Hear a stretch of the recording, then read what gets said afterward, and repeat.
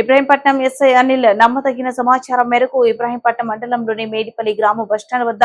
vehicles తనిఖీ చేయుచుండగా గండి హనుమాన్ల వైపు నుండి 2 మోటార్ సైకిల్ పై 4 వ్యక్తులు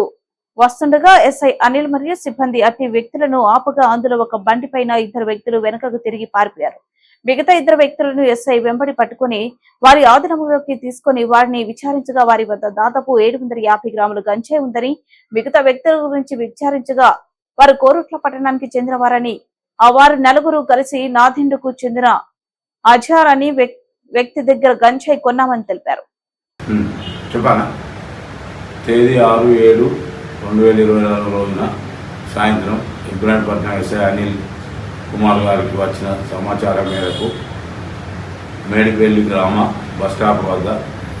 వాహనాలు తనిఖీ చేయుచుండగా గండి హనుమాన్లు సైడ్ నుండి 5 వ్యక్తులు 2 మోటార్ బైకులపై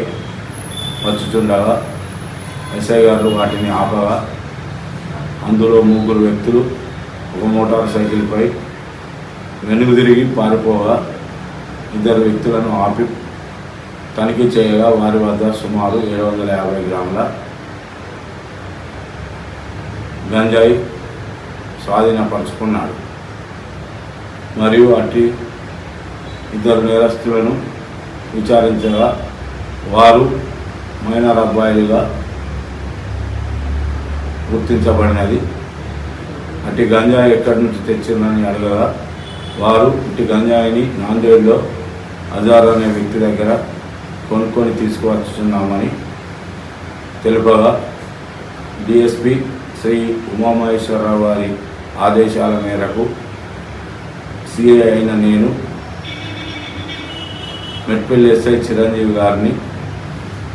పారిపోయిన వ్యక్తుల గురించి నాందేడుకు పంపగా చిరంజీవి గారు